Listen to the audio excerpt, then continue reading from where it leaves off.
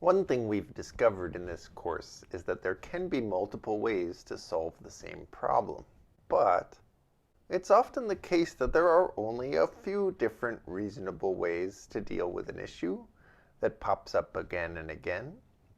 For example, accumulating a result during tree recursion can be achieved just like we saw in the last video by returning the accumulation for one part of the tree, and then the job of the recursive function is to combine the different values from the branches to complete the accumulation. But there's another way, which is to initialize some value to, for example, 0 or an empty list, and then write a recursive function that traverses the tree and updates that accumulated value appropriately whenever it's time to add to it. So let's look at the same problem we already solved, but with a different template. This one forces the implementation to take that second approach of accumulating by adding to some existing variable. So the specification is the same, but now the implementation that we've already worked out won't work. What I'd like to show you here is both illustrate how we would solve this problem in a different way, but show that the same process that we went through and the same intermediate steps to getting to the solution apply equally well to this version of the problem. We still need to focus on an example in order to understand what we're trying to achieve, and we need to identify different sub-goals related to computing the final result.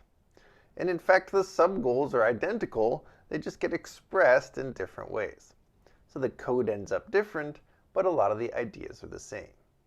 So looking at the template, it takes in a tree T, initializes a list containing the number 0, and we will return not necessarily the number 0, but whatever is at index 0 of the list n, which is currently 0, but since n is bound to a mutable value, we would be able to change the contents of this list during our call to this recursive function f, and so it might be that instead of n being a list containing 0, it's a list containing 5 or 7.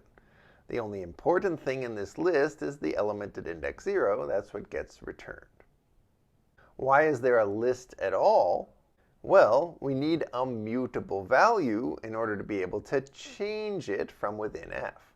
And a one-element list is the simplest mutable value around. So just glancing at the template, I see I'm defining f. It calls itself in some circumstances. However, it never would get called unless I call it on this line. So this is going to be a call to f. And what is f going to do? It's going to correctly set this element at index 0 of n to the number of nodes in T that are larger than all their ancestors. We will need to somehow track the largest ancestor so far, just like we did before. And we'll need to compare the current node label to the max ancestor we've seen. Now the code node.label is not going to work because there's nothing called node, and there's also nothing called max ancestor. So we have an idea here, but in order to write down the correct answer, we're going to have to use the names that are available. If it's the case that we've found such a node, we need to increment the total count, which is the element at index 0 of n.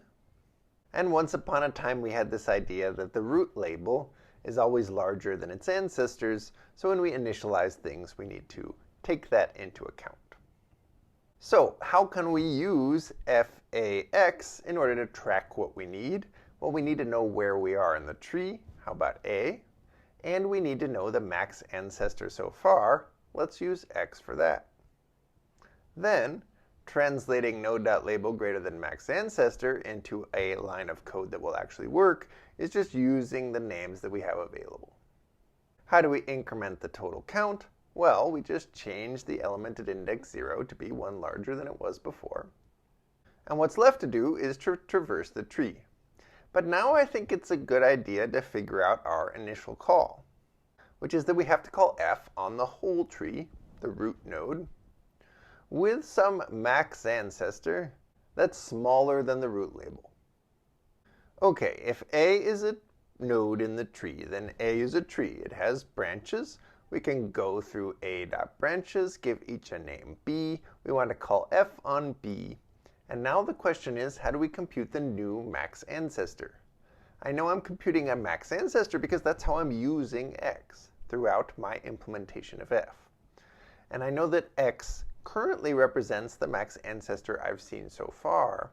But when I go into a branch, there might be a new max ancestor, which is the parent of B. So we have to take the max of whatever the biggest ancestor we saw already, and A.label, that's our new maximum ancestor. We then call f on the branch B. And here's a working implementation of BIGS.